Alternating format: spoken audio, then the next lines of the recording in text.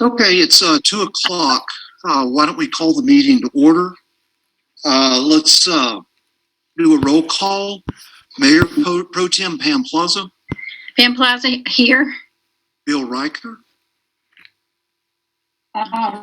Mayor, Hey, Bill, I know I see Bill your picture. Riker is attending. I'm sorry, Dolly, what'd you say? I He's said I muted. know he plans to be here, so he may be having He trouble is getting here. on. Yeah, Is he he here just somewhere? unmuted. And Pat Huddleston. Here. Huddleston Jim here. Blair. Here.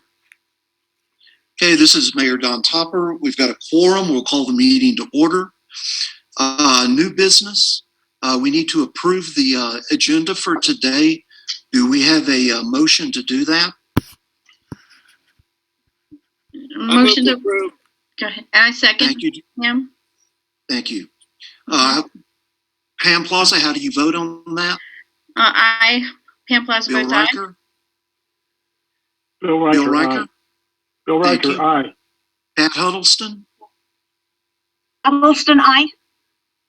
And Jim Blair? Jim Blair, aye. Okay, thank you. Let's see, approved agenda, mayor's comments. I've got several of them that I need to go through today. After our special meeting on Monday, I had a few residents give us some feedback on it. And this is not my phrase, but theirs. They were appalled by some what they, let me get take a drink. By the abhorrent behavior and what seemed to be an attack on our town administrator, because we have to put together a new election board and need to go through that. This was not Dolly's fault. You'll see in a little bit, we're going to approve the new library board, and that's the way the election board should have been handled. Unfortunately, these boards are all volunteers, and that didn't happen. In a small town, things like that happen. But the focus was not on addressing the issue, but attacking people. And I'll be honest with you, we let that go for too long a few years back, and it really wound up damaging the town. We lost 60% of our LCAA funding as it continued to escalate, and it damaged the Pueblo, damaged our relationship with the tribe, because that assembly member attacked the Pueblo and tried to damage them financially. Now, the Pueblo, it didn't have any impact financially. Our town, it did. To date, we've lost $130,000 because of the reduction in our LCAA funding from the level set when Senator Shindo passed a bill for us prior to that. And I understand it's an election season, but I think going forward, perhaps for the benefit of the town, we should focus on accomplishments and goals, not trying to attack town employees. Periodically, I have people come up to me and go, well, you need to do this because it's in the charter. And I agree almost every time they're right. I had the Pueblo bring up the other day, I say the other day, it was over a year ago, that we're supposed to have a police department. It says so in the charter. Now, we also, in the charter, it says we should have 3 full-time employees, a full-time town administrator, a full-time clerk, and a full-time treasurer. If we did that, that would be outstanding. But, you know, the funny thing is, when they bring up the charter to me, nobody ever brings that up. Because to do that, we would have to increase the tax rate 400%. We would need to collect $55,000. Currently, we collect about $55,000 in property taxes. We would have to increase that up to $200,000 to handle the cost, probably close to 200. It might be a little bit less. But you can see the impact on property taxes. We would have the highest property taxes in the state. Now, what Dolly and Marcia do as part-time employees, quite candidly, is amazing. Our last 3 financial audits, we had 1 finding 2 years ago. Last year, we had 0. This year, based on the verbal feedback, it's going to be 0. And this year's audit was a much more in-depth audit because of the increased income we have from our wildland firefighting team. Now, Santa Fe had their entire financials taken over by the state because they couldn't get through an audit in 2 years. Our county commissioners meeting a few months back, they went through their audit in there, the results of it, and they were pleased. They only had 6 findings. So for us to be able to pull this off as well as support, and you got to remember, it's not just the town they're supporting. Both Dolly and Marcia support the fire department, and that workload has increased significantly with our wildland fire team. And it's not just cutting checks. I mean, one of the resolutions we're going to be passing today is because Dolly and Marcia have been supporting the fire teams on getting an intercept loan to add to their equipment an urban wildland fire vehicle.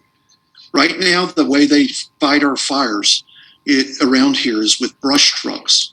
This is actually a fire truck that is designed to be able to protect the community in a wildland fire.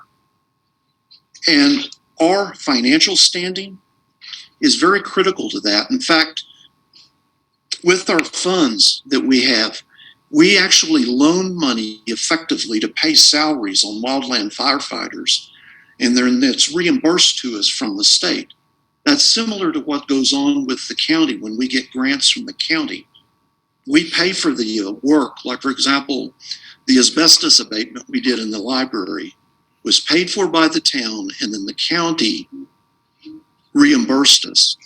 So these 2 ladies do an amazing job for this town, and people need to understand that. I could go on about this, but it was very disturbing to a number of the residents who actually understand the processes, the election board, and they also understand what these ladies do for our town. So that said, I'm going to move on to the next part that's a little bit more positive. It's kind of a recap of what happened this legislative session as it impacts the town. We had 3 objectives going in there. One of them was to try and recover the damage done to the town with our LCAA funding. The other was to obtain $300,000 for equipment for our fire and EMS teams. And the third item was to seek $1 million for building work for the fire team. The first item, LCAA, and before I tell you how we came out on that, people need to understand what the LCAA is. It's called the Leasehold Community Assistance Act. You know, when the charter was written, when this town was first conceived, there were going to be 30 to 40,000 people here. We would have an extremely large tax base, and we could accomplish a lot with that tax base. Well, that's not what it is. When I was meeting with the governor, Larry Herrera, about a year and a half ago, it was brought up. The charter said we should have a police department. And what I explained to the governor and the person that brought it up is, yes, it does. But it also says we should be receiving a huge amount of funding. And I said the charter was written for a town that never was and never will be. And that going forward between the Pueblo and the town probably would be best if we do what makes best sense for the mutual benefit of both communities. The governor got it, and he agreed. Yeah, that's right. That said, the LCAA funding is where we get over 3/4 of the money for the town. When that charter was created, when this town was created, it was set up to where all gross receipt taxes would go to the Pueblo, because this was an economic development project, and the town would be run off property taxes. the leasehold, when the town went bankrupt, they created the Leasehold Community Assistance Act as an indirect way for us to get gross receipt taxes because they recognize that we do spend a lot of money in the state. And in fact, we contribute quite a bit of money to the state through taxes, both gross receipt taxes and property taxes at the county level, as well as our fees that we pay on the land we lease to the Pueblo. If that LCAA, which was attacked, goes away, here's what will happen to this town. Either the town will look at a 400% increase in taxes, or we will cease all services in town. That means the library goes away. It means all maintenance goes away. And it also means that our fire and EMS department that we're proud of is no longer a part of the town. Doesn't mean that they won't come out here to support us, but they will not be a part of this town. That's why that LCAA is so critical that we protected it, because it is our lifeblood. It's 3/4 of the money we get, and we don't have other avenues to get money. Now, this year, we were very successful in that avenue. We had passed a bill, Senator Shindo, I should say, passed a bill a number of years ago, a few years ago, to get us to 150,000. At 150,000, we can run a balanced budget. We were cut 60%, which means we were in a severe deficit. We got it back up to 120, which is still a deficit by about $20,000. So starting earlier this year, or last year actually, we began meeting with Dave Abbey, the director of the Legislative Financial Committee, and Donnie Quintano, director of the local government for the Department of Financial Administration. I approached them and I said, you know, we needed to get back up to 150, but the problem is 150 doesn't do it anymore. We've had 2 years of very high inflation. Of high inflation, we need to get it up to at least 175,000. Well, they agreed to support that. Dave said what he'd like me to do is meet with the analyst, and we'll go with her recommendation. So we had a very successful meeting with the Legislative Financial Committee analyst, and she came back with a recommendation for $180,000. That was approved, and that's what our next year's funding is going to be at, $180,000. That's $30,000 greater than this town's ever received before. So that should get us back in the black and give us a little bit of breathing room. And I'll say this to the town. One thing that is also very positive is the person that partnered to attack our town was a very powerful person. She was chairperson of the Legislative Financial Committee. This is appropriations. This controls all the purse strings for the state. But because of the behavior of her on her side, and this is not just for our town, I know a number of other towns. I know a number of people that work for the State Department that were very abused, felt abused by her. When they started the legislative session, they not only stripped her of her chairmanship in the Appropriations Committee, they kicked her off of appropriations. She's now a member of Agriculture and Commerce, which this is the person that when Cindy Aiken and I went up and tried to first get our funding increased, stood in a open meeting on the budget hearing for the state, waved our proposal over her head and said, this should have never been passed. Your town should be getting nothing. So I'll be honest with you, I am not shedding too many tears that she's no longer chairperson of that financial committee. But it does say, this is something, and everyone in town needs to understand this. And whoever the next mayor is needs to understand this. The LCA funding has got to be protected. It is our lifeblood, and if it goes away, this town as it exists goes away. So that's why when someone attacks it, you have to take it seriously. because if it goes away, not only do you lose the benefits of having a library and maintenance on the town, but either way you go about, you either increase taxes or it all goes away. I will guarantee you your property values will drop through the floor. So to me, that's very critical. Now we get over to the capital items for the fire department. I guess in addition to that, we also got money this year from the county, and that factors into this because with the county's ARPA grant, they provided the town $138,000 for improvements to our wastewater treatment plant down there.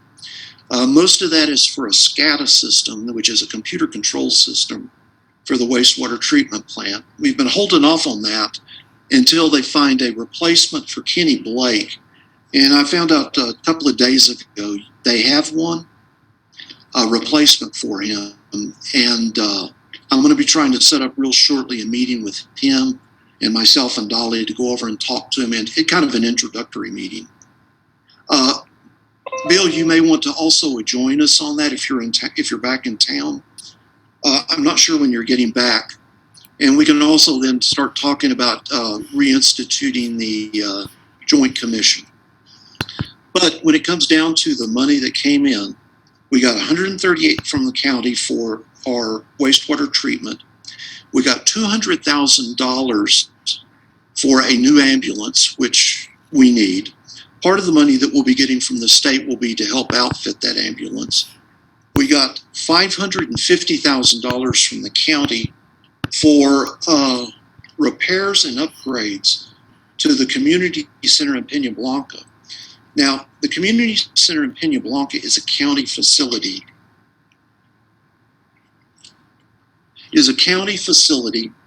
And it's used by more and more people in our town. And I'll be honest with you, people need to go down there and see it and take advantage of it.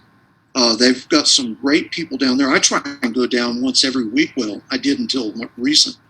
I would go down there once every week or two just to have lunch with the folks in Peña Blanca and the folks from Cochiti-Lake that go down there.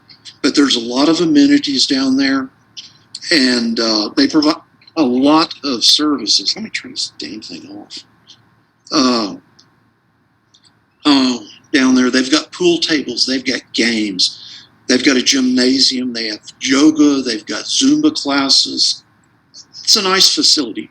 And we also got $500,000 from the county to build a skate park down there for the kids. Now, for me personally, I probably won't be using the skate park, but we do have kids in town that have skated up in front of town hall.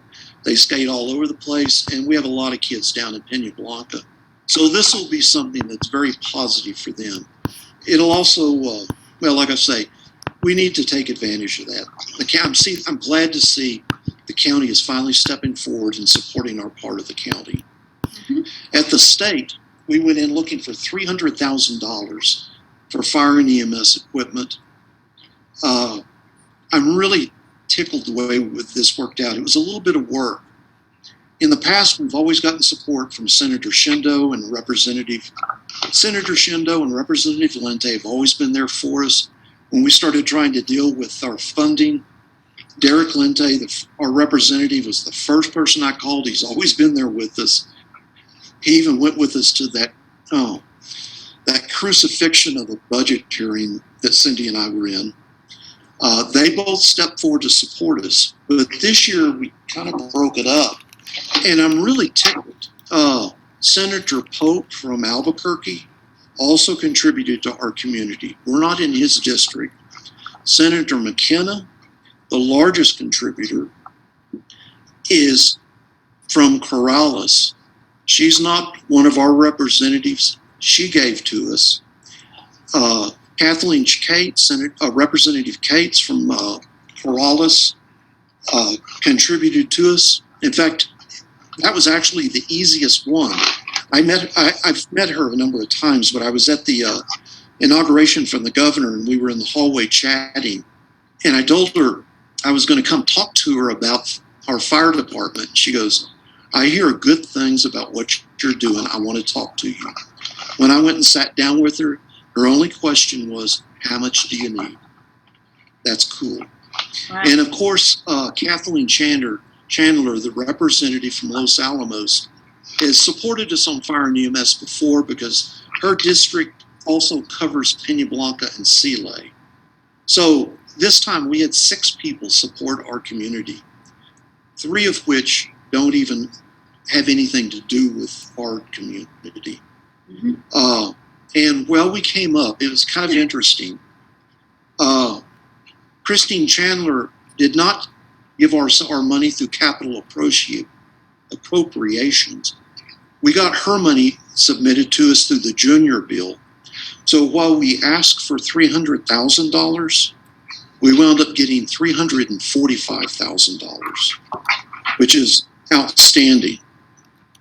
And one person I did not recognize when I put that posting on our town Facebook page with a little more details about this was our former mayor, Alan Plaza. Alan came over to my house several times with Andrea and babysat my toddler grandson, which is no small task, so I could slip out and run into Santa Fe to meet with people up there to try and lobby for money. So Pam, tell Alan thank you again.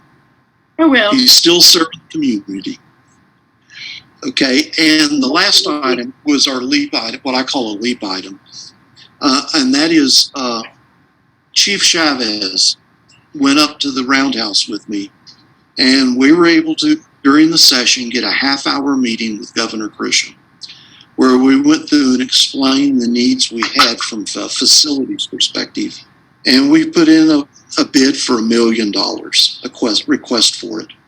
Now, one of the things she told me was that, or told us, that every community just about in New Mexico is asking for an expansion or to create a new wildland fire department after last year. So they're trying to still sort it out. I don't know where we're going to come out on that $1 million request, but like I told Drew, sometimes what we do is plant seeds. And we may not harvest the crop immediately, but we're letting people know this is what our need is, and we're planting those seeds in their mind for a future harvest. So if we don't get it this time, as I told Drew, we will work a different angle on it. So we're still not determined, it's still not determined whether we're going to get that yet or not. Marcia is working on well, let me skip to this one. Our new county commissioner is Josh Jones. He is going to be representing District 5, which includes us and all of the pueblos. It goes all the way up through Cuba and out to Torreon, to the tribal chapters for the Navajo Nation in Torreon. Josh is an outstanding young man. I say young man, he's in his 40s. To me, that's young. Josh came out to our town before the governor appointed him, sat down with me. I explained how our town gets its funding.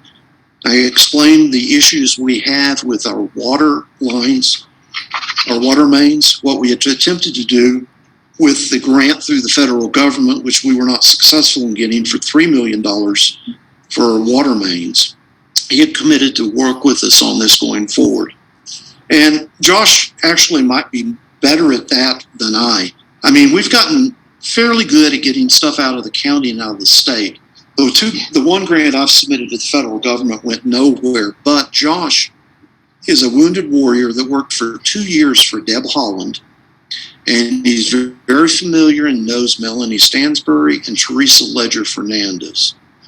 So perhaps he's got better connections up there in the federal government than I do. But he has committed to work with us on that. And I set up a meet and greet for Josh with some of the community leaders around here. We invited the Pueblo governors, some people I know from that are very politically active in Santo Domingo. We invited the school board members from Cochiti Pueblo and Peña Blanca, as well as everybody on the assembly. And we had a pretty good turnout. We had probably 10, 12 people there. Josh got to come down to the community center, get to meet all of these people, and get to understand our communities and what our community needs are. That's really a first for a county commissioner. So we were pretty happy about that. And like I say, I'm very impressed with Josh. I absolutely supported him. In fact, I even wrote a letter to Governor Grisham and hand carried it up to her, endorsing Josh for that role as a county commissioner. He's a good guy. Last thing on the list is the newsletter.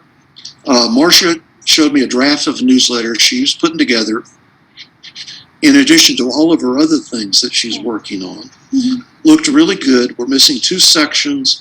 I asked her, I don't think Linda Lowe's, I don't see her on here, but we could use an update from the community fund. And Pat, I understand you took over as president of the art group. We'd like to give you space on that for the art group to do an update on what's going on there. Don, I would be happy to give you an update. At this point, there is no president. So, it's kind of up in the air. Okay, well then we'll try and get something from Linda and put on there for the community fund. That said, I think that's pretty much my announcements for the day. Like I said, we've done a lot to recover from some damage that was done to us. We're in better shape now than we've ever been with the funding. We just need to protect it and continue to work with the Pueblos because, well, quite candidly, they were very offended by some of the stuff that they've seen on Nextdoor, the attempt to boycott them financially. They were pretty shocked that we didn't remove that person from the assembly. And we need to continue to do relationship building there. I mean, personally, some of the stuff I see on Nextdoor, I hope people aren't really, that it's unintentional, but I've seen things like when we had water main breaks that, well, we live on the Pueblo, they do stuff in res time. I'll be honest with you. I've got a friend, I went to high school with the mayor of my hometown. When they have water main breaks, it takes them 2 weeks sometimes to get the problems fixed. Most of ours are fixed within 12 hours. The longest I've experienced was 3 days. And quite candidly, that didn't have a thing to do with Native Americans. Kenny Blake was the CEO, and Kenny Blake's whiter than me. So that was inappropriate. Someone made a comment the other day, a while back, about some Indians in a red pickup driving around town slow. They're probably here casing our homes. I'm going to tell you what it was. It was 3 Hispanic men driving slow, checking our roads because they were coming back the next day to seal them. Race should not be on Nextdoor. It's absolutely inappropriate, and it damages our relationship with the Pueblo. We have a lot of people from Santo Domingo and Cochiti Pueblo that live in our town and are on Nextdoor.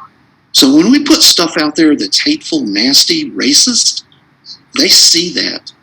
It's offensive, and it has no place out there. And I would hope that everyone in this town, when they see that, starts calling it out. Because that's not just a reflecting on those individuals. It's a reflection on our entire town. And when our town gets attacked or damaged, it's everybody that pays the toll for it.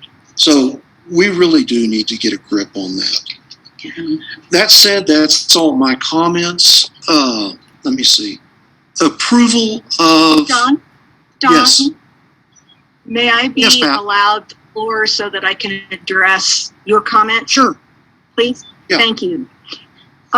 Especially as to Nextdoor, the only way that I see to police that is if we do exactly what you just said, which is call people out and let them know this is not appropriate.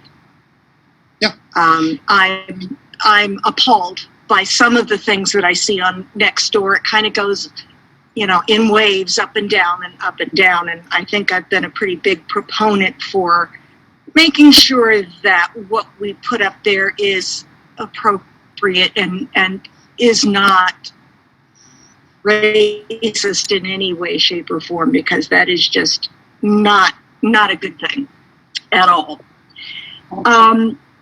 The money that we've been getting from the state, or will be getting from the state, is a big boon, and I want to thank you and anybody else who had any input to getting that accomplished. As for your first comment, one other thing about the money situation. When our funds were cut so drastically, that was a very complex situation, and I think that blaming one assembly member for that is oversimplifying the situation. And it was So not complex. He's talked to too many people in town. He went up there to attack the town because he said the town wouldn't listen to him. He went up there and partnered with a lady who said, no, let me finish. He partnered with someone who said our town should receive nothing. And he did it behind the backs of everyone on the assembly. That's unexcusable. It is inexcusable. It is inexcusable. But I think there were other factors at play there, not here in town, but up at the state. So, what do you think they were? I don't think that the senator you're speaking of, that was the first indication that she was not happy with funding our town. I think there were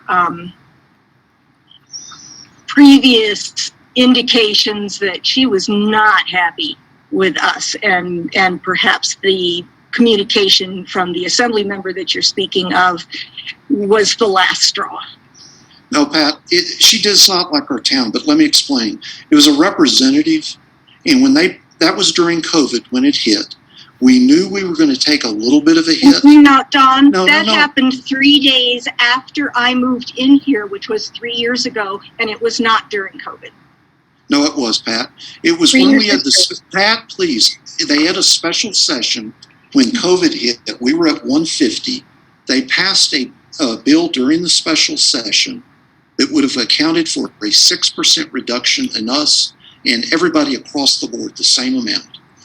The only way it could be increased a greater than 60% is if they worked it with the town.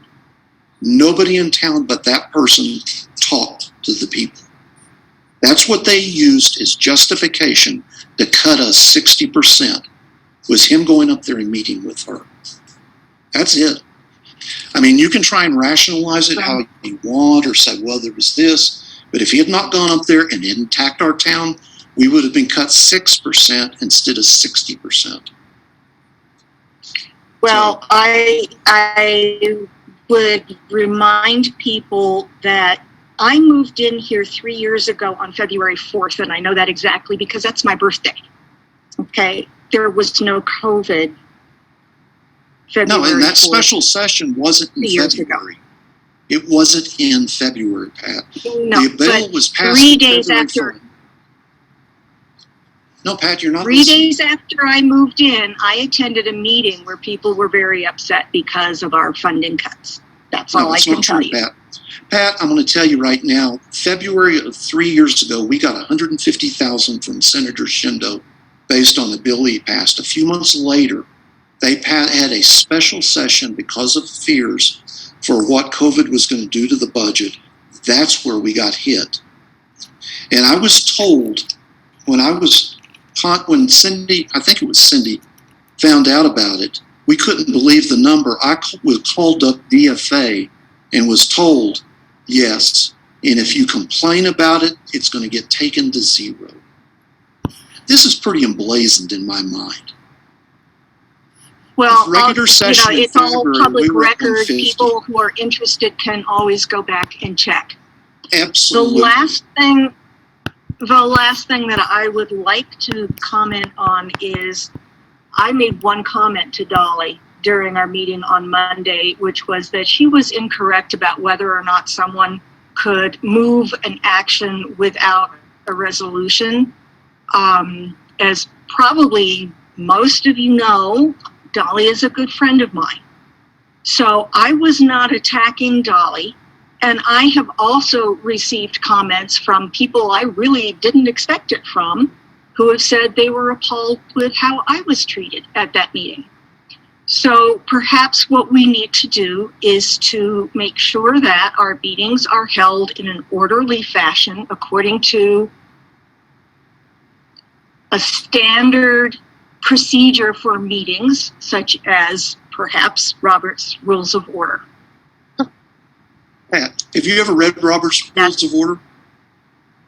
Pat, Yes, have I you read do. it? I have a. It's about Yes, I 900 do. pages long. I know that. Not Okay. all of it applies to us. Okay. Now, abusive behavior has nothing to do with Robert's Rules of Order. It's how you treat people. And I don't think you're going to find a book that takes care of that. This is how we work with each other. Do we work with each other, or do we try and blindside people and attack people in a meeting? And I'll be honest with you, we let it go on way too long last time, and we saw the results of it, and I'm not going to do that. I've put too much time into trying to help in this town, and I do not want to see it damaged like that again. I would agree. Okay. But I think that also goes both ways, Don. Okay, fine.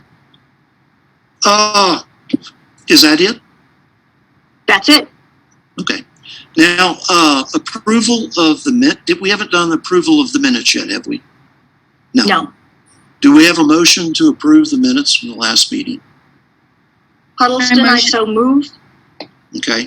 And I'll second. Thank you. Pam. Pam, how do you vote? I vote aye. Pam Plaza. Okay.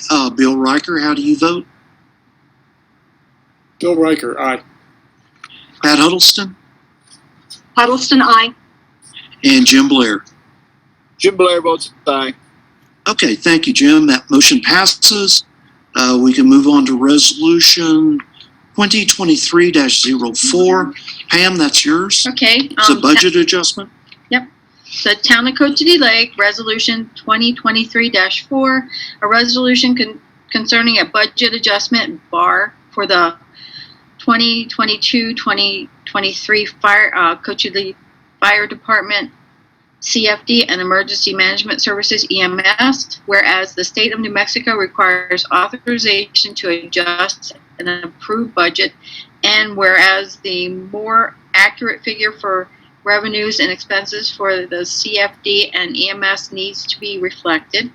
Be it resolved by the Assembly of the Town of Cochiti-Lake that the Assembly of the Town of Cochiti-Lake approves the attachment 1 adjustment to the Cochiti Fire Department CFD budget and the adjustment to the Emergency Management Services EMS budget attachment 2. Duly adopted this 23rd day of March 2023 by the Assembly of the Town of Cochiti-Lake at the meeting thereof. Okay. I'll see. Let me look at the thing. Okay. Looking at, Do we have a motion to approve the resolution? Huddleston, I move to approve. Do we have a second? Bill Riker, I'll second. Thank you. Pam, how do you vote? Don, I have wait, some you want questions on this because I'm just not Okay, quite go ahead. sure I'm sorry. about Yeah, the I'm sorry. That was my fault. numbers. Marcia, can you just walk us through the attachments? Because I see an adjustment and an adjusted budget on these attachments 1 and 2, and I'm not quite sure what we're being asked to provide what are as we a at? budget adjustment. So the adjustments are. Well, you've got a pre-adjusted budget number, and then you've got an adjustment number, and then you've got an adjusted budget number. So like on that attachment 1, the additions to revenue, there was not a number in that category before. So we added $519,000. Okay. And that made the adjusted budget $519,000. Is that on attachment 1? Yes. Yeah. Because I don't. Oh, now I There's do. one. Okay. The 1 and 2. So, what is it that we're I'm sorry, I'm a little bit confused here. Are they asking us to take some money, like we've done so many times, give it to them and then they repay us? Or is this No, just Pat, this is our budget. This is our budget.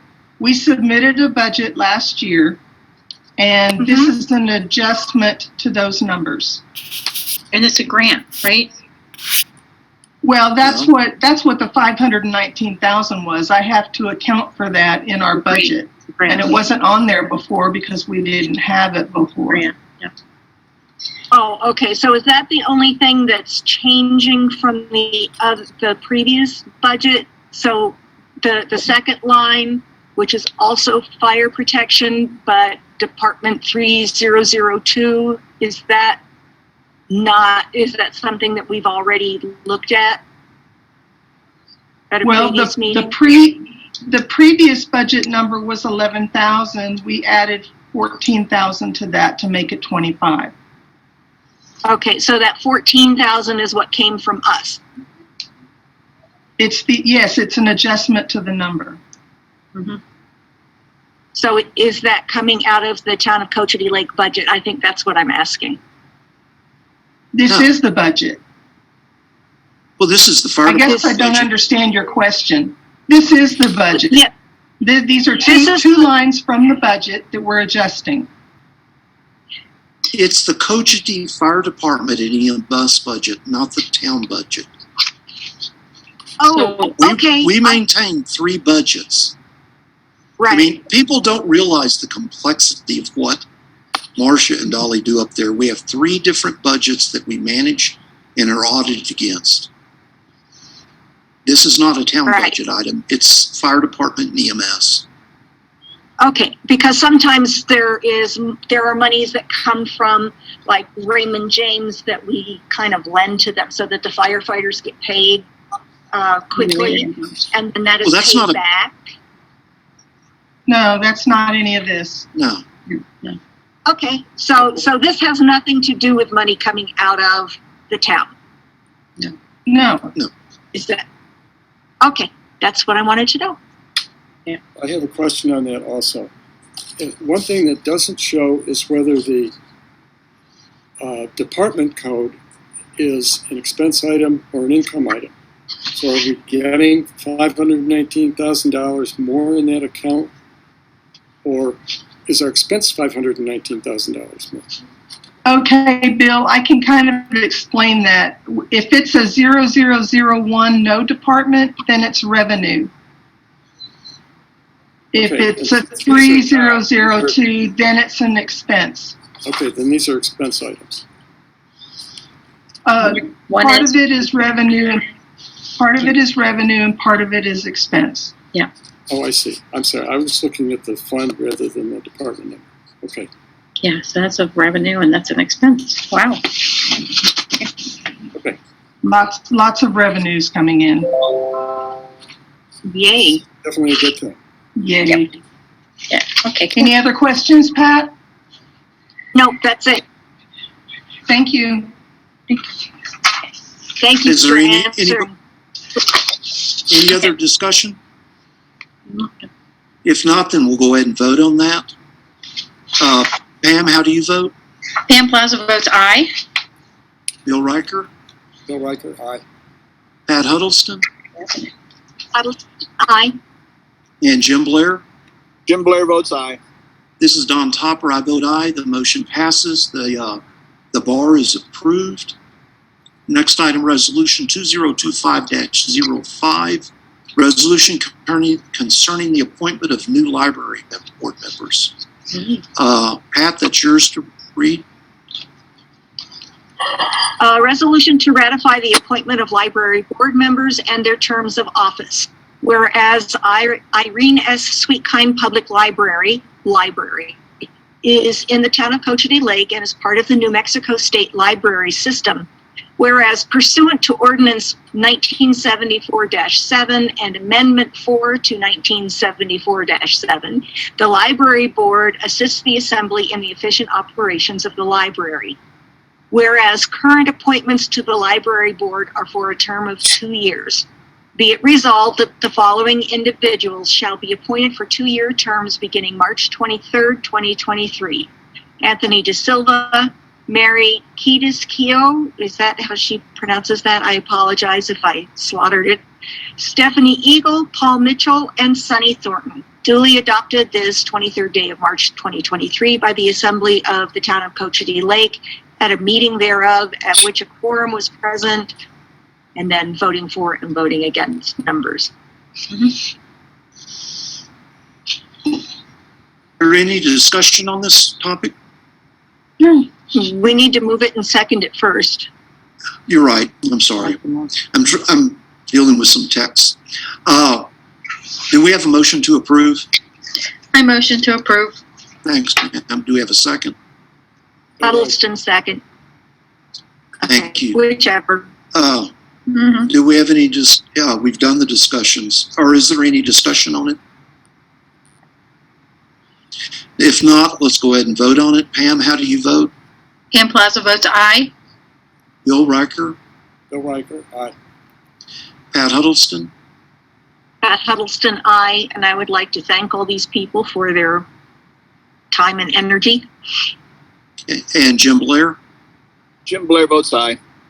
This is Don Topper. I vote aye. The motion passes. We'll move on to the next resolution, 2023-06.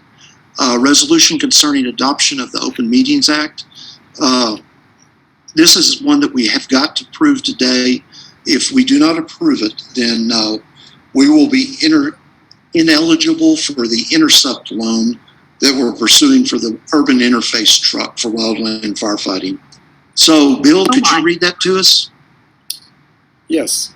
A resolution concerning adoption of the New Mexico Open Meetings Act. Whereas the Assembly of the Town of Cochiti-Lake met in open session on March 23rd, 2023 at 2 p.m. via Zoom meeting. Whereas upon adoption of this resolution, 2023-06, Resolution 2000-11 and any amendments thereto are hereby rescinded in their entirety. And whereas the Town of Cochiti-Lake is a political subdivision of the Pueblo de Cochiti with an elected town assembly, and whereas Section 612 of the Charter of the Town of Cochiti-Lake states, quote, all meetings of the Assembly and such other boards or advisory agencies appointed by it or provided herein shall be open to the public, unquote.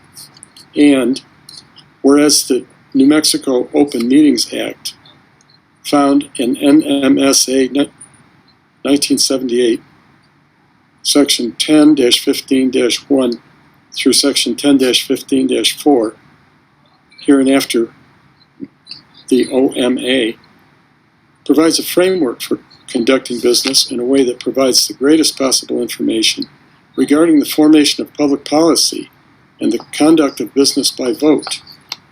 And whereas the OMA is consistent with Section 612 of the Charter of the Town of Cochiti-Lake. And whereas the Town of Cochiti-Lake is a political subdivision of the Pueblo de Cochiti, as a public political subdivision of the Pueblo de Cochiti, is not subject to the state sanctions included within the OMA. Rather, jurisdiction over disputes arising in connection with the subleases, the town and master lease lies in the leasehold court of the Pueblo de Cochiti pursuant to the Pueblo de Cochiti Ordinance number 1994-1, an ordinance establishing a leasehold disputes division of the Cochiti Tribal Court, and whereas, consistent with the OMA, the Assembly of the Town of Cochiti-Lake is following Section 10-15-1D of the OMA, which requires the Assembly determine annually what constitutes reasonable notice of its public meetings. Now, therefore, be it resolved by the Assembly of the Town of Cochiti-Lake that 1. Regular meetings. A. Generally, regular meetings of the Assembly will be held each month on the fourth Thursday of the month, with the exception of meetings If changes are made to this schedule within a 10-day written notice will be posted.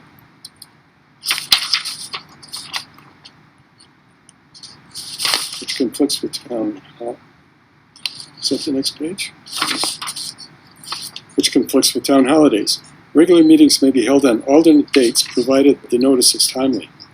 The notice and final agenda will be available at least 72 hours prior to the meeting from the main town hall office located at 6515A, Cochiti Boulevard, Town-Cochiti-Lake, New Mexico.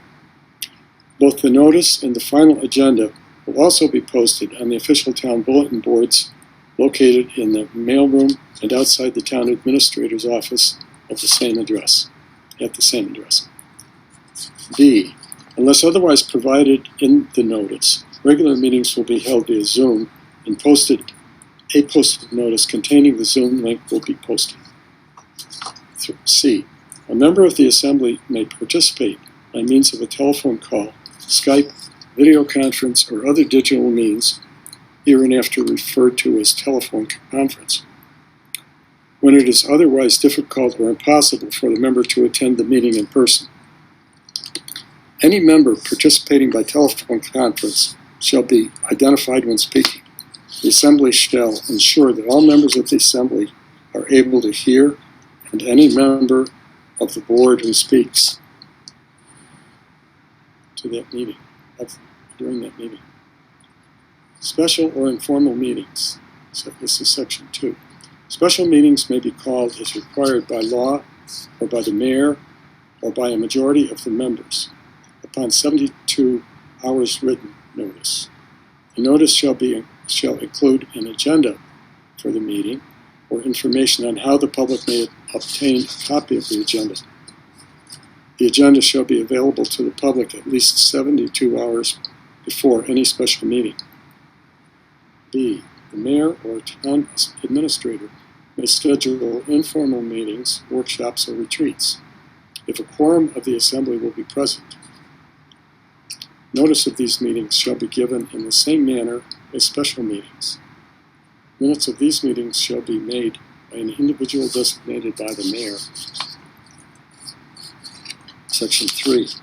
Emergency meetings. Emergency meetings will be called only under unforeseen circumstances that demand immediate action to protect the health, safety, and property of citizens, or to protect the public body from substantial financial loss. The Assembly will avoid emergency meetings whenever possible. Emergency meetings may be called by the mayor or the town administrator upon 24 hours notice, unless threat of personal injury or property damage requires less notice. The notice for all emergency meetings shall include an agenda for the meeting or information on how the public may obtain a copy of the agenda. 4. Closed meetings. The Assembly may call a closed meeting or close a meeting to the public only if the subject matter of such discussion or action is exempted from the open meeting requirements under Section 10-15-1H of the OMA. 5. Cancellation and different meeting times and locations. A meeting may be canceled or scheduled at different times and location other than set forth herein, subject to the notice requirements contained in this resolution. And that is duly adopted the 23rd day of March 2023 by the Assembly of the Town of Cochiti-Lake in a meeting thereof at which a quorum was present. Hope I didn't butcher that too badly. Not too bad. It's a lot. It's a lot. Okay. Do we have a motion to approve? I move to approve. Thank you. Jim Do we Blair. have a second? Pam Thanks, Plaza. Jim. Okay, Pam Plaza, thanks, Pam. second. Thanks, Pam. We need to open it up for discussion. One thing I'd like to say as part of the discussion, this is a resolution that we have to pass every single year. It's just a requirement for us to get state funding. Mhm. I know the county does it every year, and it includes Zoom meeting. I personally am not a big fan of the Zoom meetings. I would like us to get back to face-to-face. And I've not given up hope yet that we will be able to move the fire department to where we'll have a meeting place. So when we're able to do that, then I would like to think that we will take that Zoom meeting component out. That's my thoughts on it. But right now, we don't have a meeting place. Any other thoughts? And Question? Yeah. Don, I had posted a question on Nextdoor about why we don't have a meeting place, and I understand that has to do with the expansion into the wildfire part of our fire department. Is that the case? No, it's not. No, it's not. Right now, when COVID came around, we wound up having to move. We used to use the fire hall for our assembly meetings, but when COVID came around, we had two issues. One, the people that support EMS are constantly exposed to COVID, so us using their facilities is a risk item.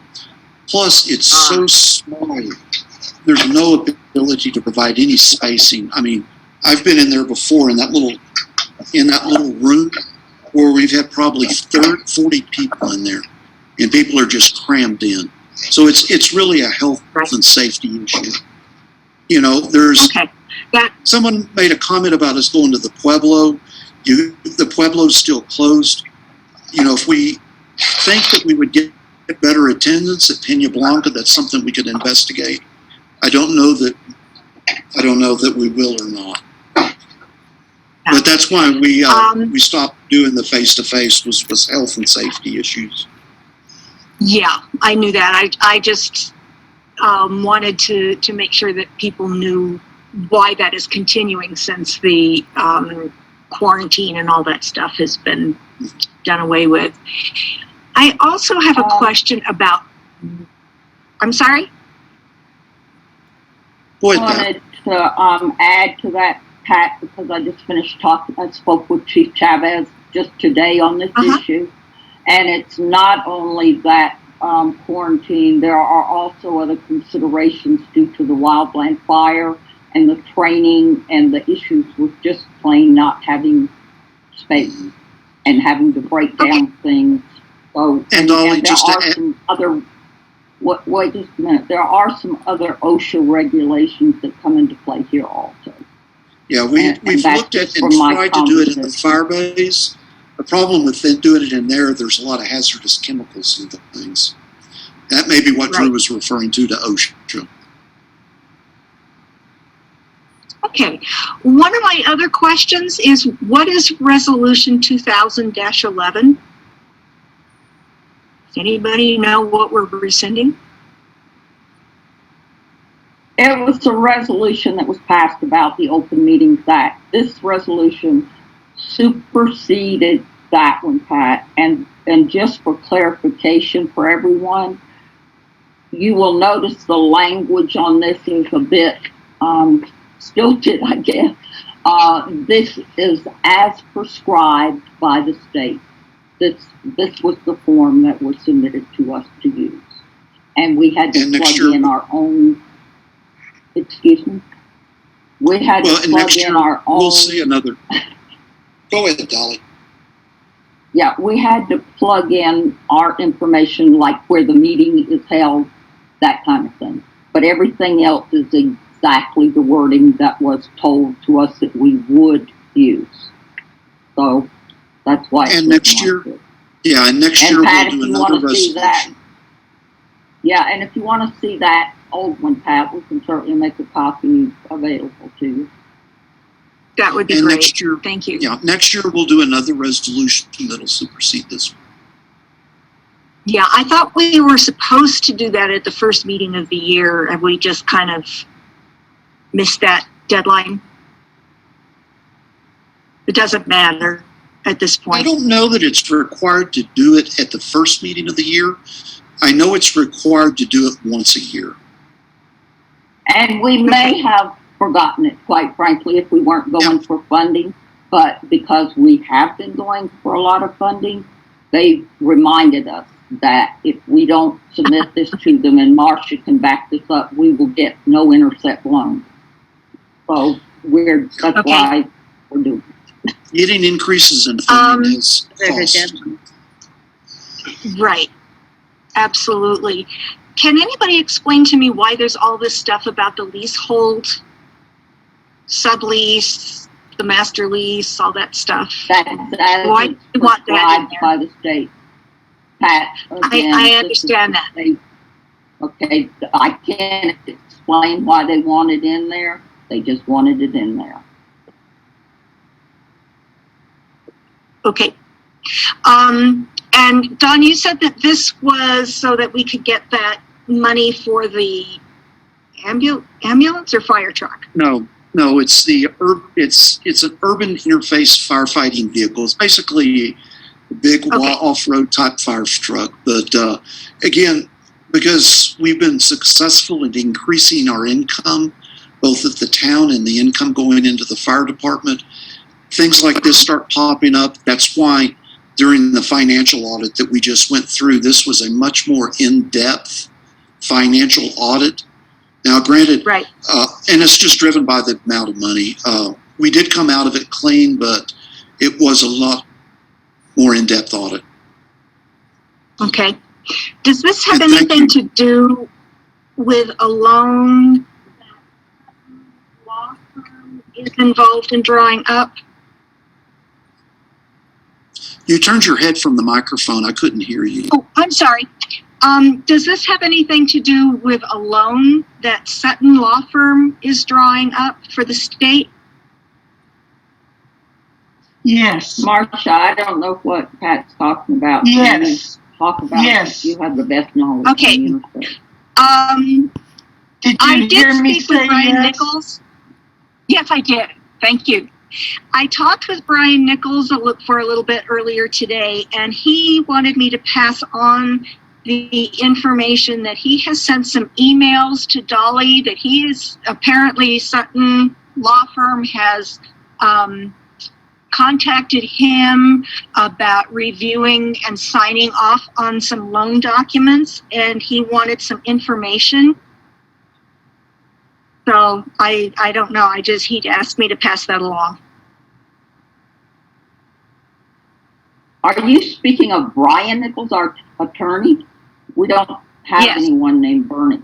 Okay, Brian sent me an email only asking if we want him to represent us. That's what Brian's email is about. Okay. Well, all I can tell you is he asked me to pass along that, he's got questions about this. Mm-hmm. He communicated with me directly. Okay. And by the way, one of the other things that I wanted to verify with him is if we were going about the situation with our elections and the election board appropriately, and he does think that we are on the right track. So that's just an aside.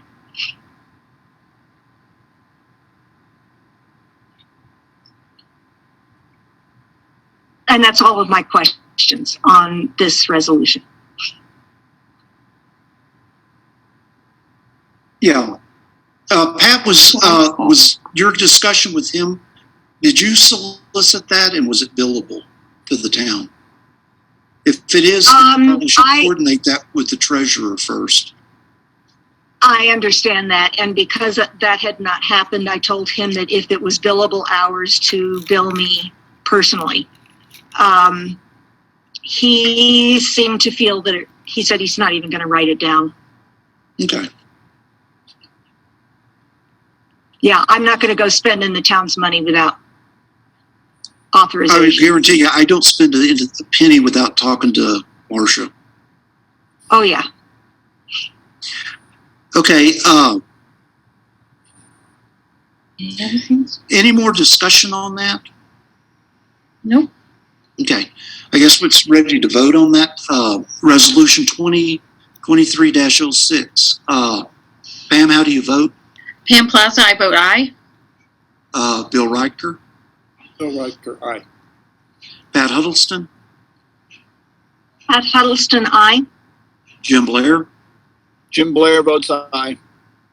This is Don Topper. I vote aye. Motion passes. Now on to the next item, discussion on setting the dates. I'm sorry, Don, Yeah. can I say one more thing about this resolution? Sure. If we could get the language cleared up on section 1A, there are some things that are out of order there. It just needs to be, cut and pasted a little bit differently. Could you provide details on that specifically to Pat, to Sure. excuse me, to Dolly? Chairman, the first line, with the exception of the meetings, in the second line, it says fourth Thursday of the month, with the exception of meetings, and that should go to the paragraph on the next page, which conflict with town holidays. Okay. And I think that the rest, after that semicolon, on the second line of part A, if changes are made to this schedule, a 10-day written notice will be posted. That probably goes at the end or somewhere Okay. else. Okay. It's just a little grammar. No, I understand, I'm but sure if you've it's got changes, please do them before the meeting. That way we can vote on what we're actually approving. But this material was emailed out at 3:39 yesterday afternoon. I did not see it until this morning, and I was Okay. not able, Well, this is a given generic statement. sufficient We- time. I understand, but this is a generic statement. We always want to try and get it edited before the meeting. That way we're voting on what's actually going to go in the books. I would like that to happen. Okay. Next, discussion for setting the date, time for election board candidate interviews. So I'm going to just kind of open the floor up. I think we gave everyone till Friday to submit for this. We need to pick a date next week for that. Marcia or Dolly, Dolly, do you have a proposal on that? No, Don, I don't, because the assembly, we'll work it out, just take in consideration that if we probably want to look at doing an evening, I'd say 6 o'clock would be reasonable, so that people who are working will be able to participate. Yeah, my content, if it's going to be, the only exclusion for me next week would be Tuesday, and that's simply because, we've already got meetings. Drew and I are working on some stuff together Tuesday, and I'm going to try and set up the meeting with the new CEO of CCDC on Tuesday. This is Huddleston. My only problems are Tuesday and Thursday. Okay. And this Anybody is else? Marcia. This is Marcia. Unfortunately, I can't do Wednesday. Okay, so it sounds like Monday or Thursday. Friday. Right, Monday or Now, Friday. Friday's town's shut down on Friday. Town employees. I know, but I It's gonna be cannot. shut down anyway because we're doing it after hours. So Oh, that's a good point. Okay. Well, like I say, we've given our input to Dolly. Dolly, my 2 cents, pick a date, any date other than those ones that were excluded. Well, I guess it's going to have to be Friday or the following week on a Monday or two. Pat can't get Tuesday and Thursday. Pat, what time can you be available on those days? on Friday. No, on Tuesday. Tuesday or Thursday. On Tuesday, I'm available up until, 6:30, up until 4:45. Or 5:36. I'm sorry, up until 5:15. And on Thursday, I'm available before 3 or after 7:30. Okay, who else? Thank you, Pat. Who else is available? What other conflicts do we have? Hey, Dolly, Bill Riker, I Yes. can't see you. I don't know what happened to my video. As I noted, I am leaving town Friday, a Saturday morning, and I'll be gone for at least 2 weeks. So, Okay. So you're leaving this Saturday, Bill? yes, I am. Okay, so you're not Okay. even. And would you be available Zoom, or are you going to be on the road? Well, I'll be on the road at least part of the week. And I can't tell you right now when that would be. It's possible I could be available for a Zoom meeting. Okay. Okay. Dolly, this is Pam. Can it be, does everybody work? Because I'm not working next week. Is anybody available between 3 and 6? Because if it's going to be a 6 o'clock meeting, it's going to be pretty long with all the Yeah, it candidates. is. Well, here's my feeling about this. Y'all can decide. You're the assembly. I think that we try in as much as possible to accommodate, but if people are serious about wanting to serve, they'll make it happen. So what if we set it for 4 o'clock next Thursday? Pat, you could make that, right? No, I can't. I have a student. From through, let's see, 3:15. How about 3:15. How about Tuesday? Well, that's not giving people very much notice. I'd Hey, like to give Dolly. people a week's notice. Hey, Dolly, the key thing is we have a quorum. So any day that we've got at least 3 people there, that's fine for me. Like I say, Tuesday, I've got meetings, but I don't know the times on all of them yet. So if I can't make it, I can't make it, as long as we've got a quorum. But it sounds to me as if, I'm sorry, Dolly, go ahead. I would like for us to be able to give the interviewees a week's notice so that if they do have to arrange their work schedules, they can do so. Oh, those people work. Okay, we don't. Yeah. I mean, I didn't hear anybody say they y'all couldn't make it on either a Monday or a Friday. Is that a possibility for everybody on the assembly? Yeah, for Monday me. or Friday? Yeah. I'm sorry, Pam, did you say yes or Yes, no? I'm okay with. I'm okay with all week. Except I only have to go to get my taxes done on Tuesday in the afternoon. how about next Friday at 6 p.m.? Sounds good to me. That gives everybody a week's notice. Is that How the many candidates? 31st? Hey, Dolly, how many Right, candidates do we have? I think there's 7. I have to recount it, but I think there's 7. I'll take a couple. I can't do I Friday. will send y'all all that information prior to the meeting, of course. I'm sorry, Marcia I just can't said, do Friday. I'm yeah, sorry. Marcia can't do Friday, and Friday is Marcia's probably one of the critical people that needs to be there. Marcia is the critical person because she sets up the Zoom. Well, I I'm didn't so want to make sorry. it I exclusionary. just looked at my calendar and I can't do Friday. What about Okay. the following Monday? Will that work for I everybody? can do the next Monday, yes. The next Monday I start a new What? job. But But it'll be at 6 o'clock, Pam. Okay, I'll try. Okay. What date is that, please? I don't have my calendar right here. The 3rd. Can somebody give me 4:30, yeah, The 3rd. April 3rd? Okay, at 6 o'clock, correct? Right. Yep. Yes. And the way that we are going to be doing this, guys, is it's going to be one right after the other.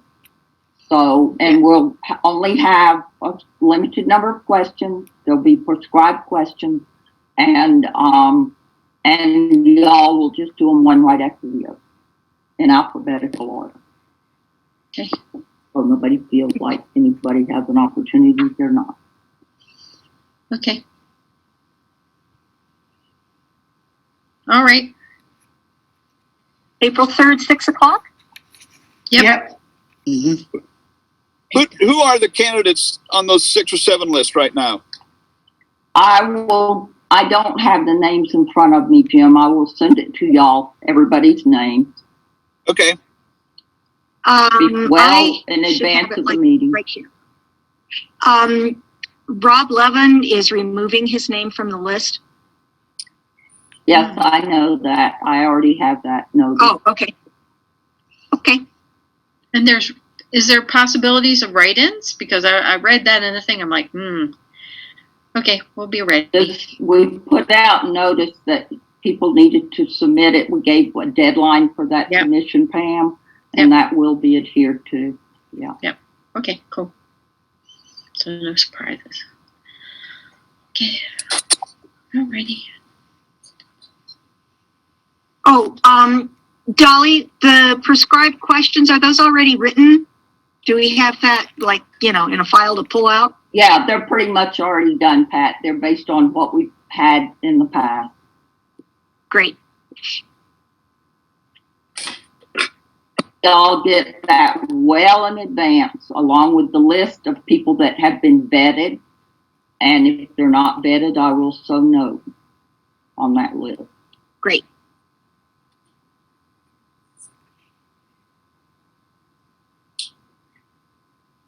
Hey, any further discussion on that topic? Not for me. Okay, thank you. Nope. Don, excuse me, could we just do a verbal vote to make sure everybody agrees with this? April 3rd at 6 p.m. Could you take a poll, please? Sure. Bill, how do you agree? I mean, Pam Plaza? Pam Plaza agrees. I concur.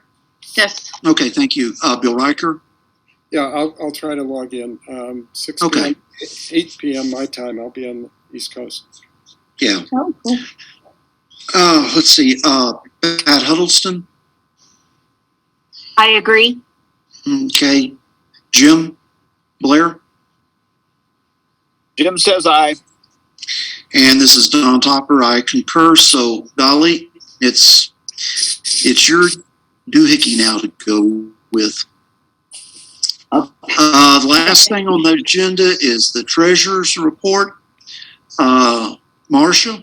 Yeah, hang on. I'm having issues here trying to get it where I can see it. Can you guys see it? I can. Yes. Okay. All right. The treasurer's report for the end of February 2023. Taxes collected. Current year taxes collected $61,436.36, which is 100% of the budget. Prior year taxes, penalties, and interest collected $8,305.89, which is 100% of the budget. Total is $60,585.18, which is 92% of the budget. The cash balance at New Mexico Bank and Trust for the general fund ended at $237,536.08. The Raymond James account balance ended at $395,994.64. The EMS balance ended at $169,838.89. Ambulance revenue collected for the year was $76,122.03. Wildland fire revenue collected was $355,452.36. For the fire department, their balance ended at $397,321.51. Down in comments, I put we're in the process of securing a new intercept loan for the fire department, as Don discussed, for the purpose of making up the difference for buying the new engine. We'll be working on the fiscal year 2024 budget in the coming weeks. So that's what's coming up. Anybody have any questions? I do. If we go back up to the general fund, the total should be the addition of the rest of what's in the column above. Is that correct? What are you looking at? I'm looking at the year-to-date taxes, $61,436.36, plus Okay. previous year taxes, penalties, and interest of $8,305.89 does not add up to $60,000. Oh, I apologize. I didn't add it up. Okay. Sorry. Just my wanted mistake. to make sure that I was looking at this right. And, you know, having No, you 100% were. of the taxes paid and 100% of the previous year's taxes, penalties, and interest paid is pretty amazing. Yeah. I think. Sorry, I didn't total that right. My mistake. Okay, but I think it's great that you've got all the taxes up to date. That's pretty amazing. Thank you. Yeah, unfortunately, we don't count on collecting 100% of the taxes. No, Yeah. I wish. Because we know there are people in town that just are going to refuse to pay taxes. That's the That was percentage of. my only comment.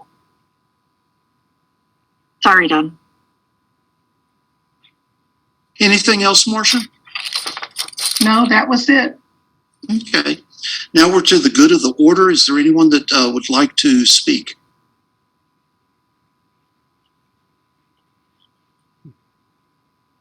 Okay. Doesn't look like it. David Craig, you're holding your hand up. David, yes. What you got? Can you hear me? I had a problem unmuting. No, we can hear you now. Okay, great. Okay, yeah, just wanted to say, first of all, Dawn, thanks for your extensive comments. May I suggest you maybe put those, you know, as part of your mayor comments, put them in the upcoming newsletter. So more Yeah, people like I can remember what I just said. Well, you can look at your recording. I thought that you would have I thought you would have something written down, because I don't make comments unless I have writing. That's my notes. Okay, well, maybe if you expand out on those just a little bit and put them in the newsletter and put them on. Well, some of it will go, David. It may be helpful. Yeah, David, especially the stuff on the financial aspects, we will. I've already done a write-up and put on the town Facebook page on the last legislative session. So we'll definitely make sure we get that out there. In fact, Marcia's already got that incorporated in. Okay, great, thanks. Oh, and the other comment is about this election board interviews. I hope that'll be a public meeting that people can look at through Zoom. And obviously there probably shouldn't be any comments from the people connecting. So I hope that you'll consider that if you're not. And the other thing is, I do hope that the election board, when they have meetings, they will be public meetings. In the past, they've been a little skimpy on that. So for what it's worth, thank you. No, thanks, David. Those are good points. The meeting that's a Zoom meeting, it's being scheduled. Obviously, we'll post the link to it. And yeah, you're right. They should all be public meetings. That's true for all of this. Anyone else? Okay, if there's no one else, do we have a motion to adjourn? All right, motion to adjourn. Thank you, Pam. Do we have a second? Second. Pam, how do you vote? I vote aye. Pam Plaza. Bill Riker? Bill Riker, aye. Pat Huddleston? Huddleston, aye. Jim Blair? Jim Blair, aye. This is Don Topper. I vote aye. Motion passes. We can go ahead and adjourn now.